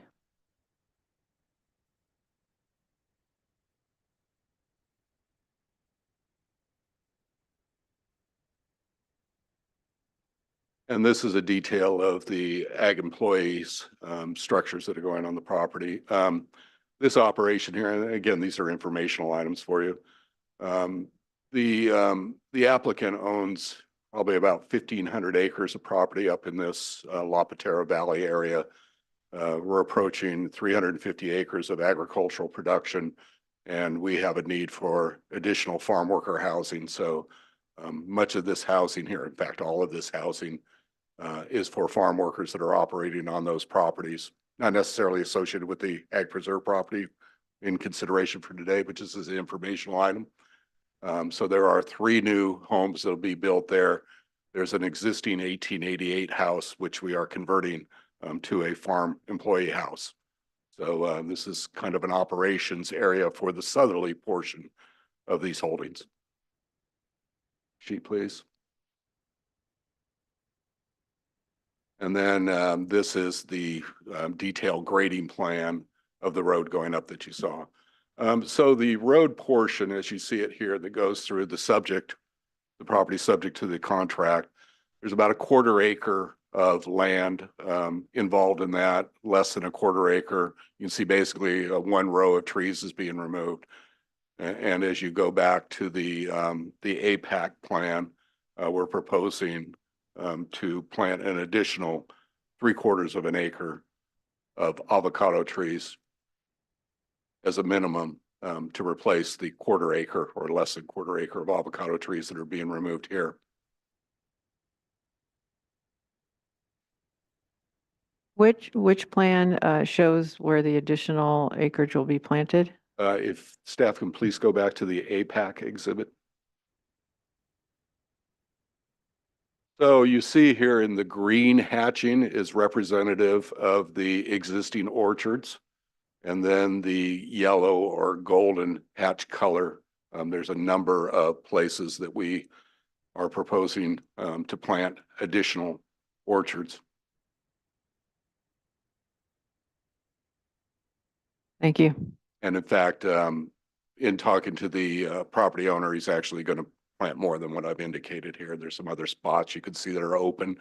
Obviously, we have the San Pedro Creek is going through that heavily riparian wooded area there that kind of goes from the upper right to the lower left and is full of oak trees and whatnot and is ESHA habitat.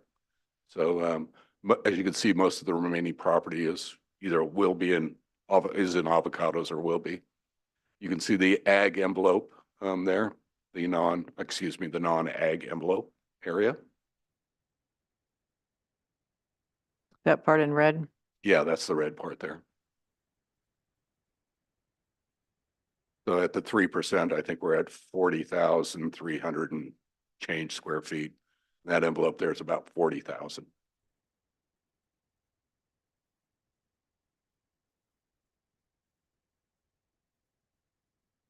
So my request to you is to make the findings of compatibility for the conjunctive road for this permit application. And I'm here to answer any questions that you may have. Okay, thank you. Any, just wanted to ask, does the planner, Kylie, if she's here today, or does she have any input for us or anything to add? Good morning, Chair Stark and members of the committee. This is Kylie. I don't have anything to add, but I'm available if you have any questions for me about the permit process. And then as Mr. Lloyd said, he's available for any questions you may have as well. Thank you. Okay, thank you very much. Mr. Lloyd, are you represent the owners of the property where the new residence is going to be constructed? And are you also representing the owners of the property that's under contract? Correct on both points. On both properties. Although the subject property under contract is with another owner, there's Correct. a close association with them. They actually have shared water, agricultural water that's used. There's shared operations that go on, if you will. There's a very close operational dimension to them. Mr. Lloyd, you may have mentioned, I wasn't paying attention, just the timing of the replanting. When is that likely to occur? Or have the trees been, I guess, in addition to that, have the trees already been ordered and purchased? Madam Chair, Committee Member David, the trees have been ordered. As you may know, that trees are kind of backlogged. In our greater operation, we have already planted in the last 2 years over 25,000 trees. So we're quite a big buyer. And so I think we have another 10,000 on order. We actually have another property that's further up that we are also going to be replanting. It's another 10-acre property. So we are constantly planting trees and have suffered a few mudslides that have wiped out bits of orchards. And so we're replanting those too. Mr. Lloyd, do you know if the property owner received the questionnaire for the annual reporting of the Williamson Act from the county? I presume that he has received that. Is that filing missing? Yeah, we haven't received a questionnaire, a response to the questionnaire. in many years. So, it would be my position that we allow time sometimes before we approve the project to provide time for the owner to respond to the questionnaire. We don't have any information as to, you know, the production, the trees that were planted, when they were planted. I know you've provided some of the information today, but we need. Yeah, so we can get that information to you. The current owner of the property has owned this property, you know, how time flies. It might be 3 or 4 years now. So those arrears might also involve the previous owner. Right. You know, the orchards were, how shall I say it, somewhat decrepit, and they were all taken up, and these are all replanted in new chronic. Yeah, stock and I can see some yeah, they're new trees you there. know, these rootstocks that are out there now in the third year, these trees are 10 feet tall Mhm. and are producing like crazy. Yeah, I It's just phenomenal. heard, yeah, wonderful things about those trees. Yeah, so that would be my only comment. I don't see any issues with the plan of, removing the trees and replanting them. I think they would meet the 50% agriculture, requirement. So, anyway, so I wanted to just say it looks good. I just need to, I guess the county needs to have that questionnaire responded to. And Madam Chair, Committee Member, if I may get a clarification on, so you want the questionnaires done? Do we need to come back for another hearing on that, or can I just submit those to you? We're not sure on that, but we just wanted to at least Right. make you aware of that requirement. Any other comments, questions, discussion from committee members before I turn it over to public comment?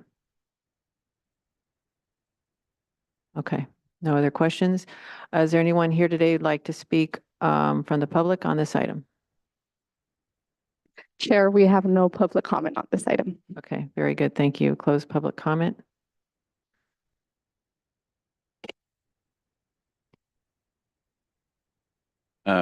So I can take a stab at a motion, and just to add some context, like we had mentioned earlier today, the committee is trying to provide additional support to the assessor's office to encourage increased response rate for the annual Williamson Act questionnaires.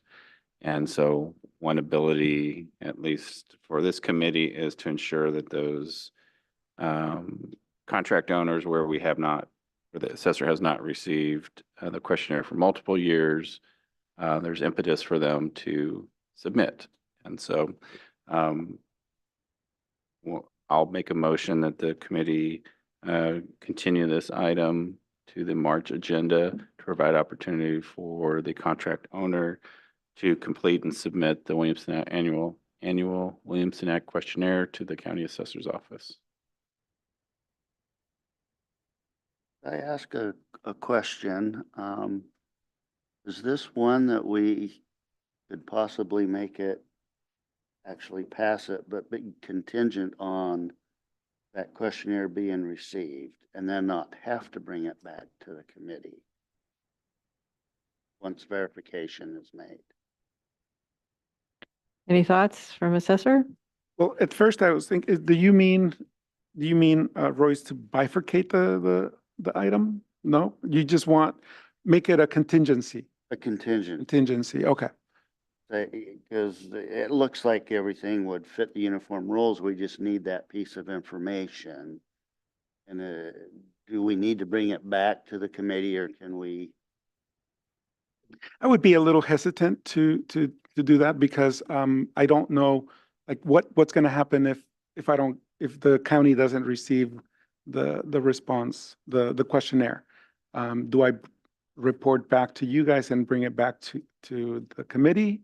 I mean, we can certainly do that, but I think that's just a lot more work, I guess,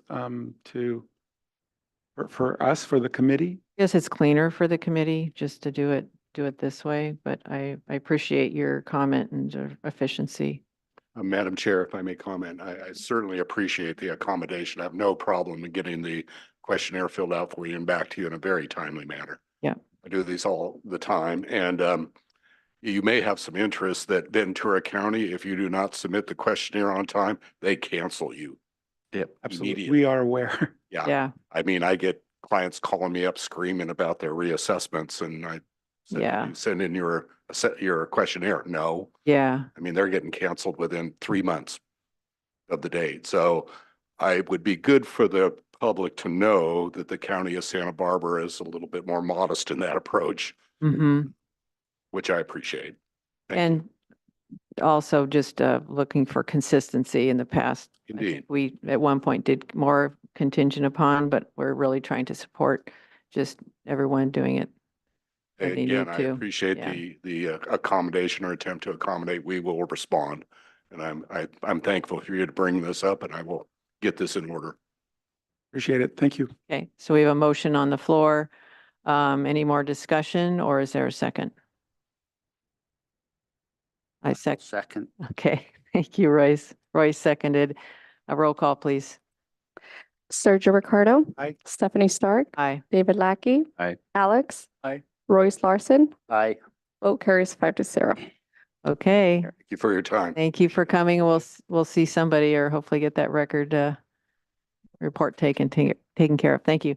Okay, so that was our last item, and we have a continuance, yeah, for item number 5. So that takes us to reports of committee members. Anybody have a report to share? Okay. No. All right, very good. We're adjourned at 11:07 a.m. Thank you.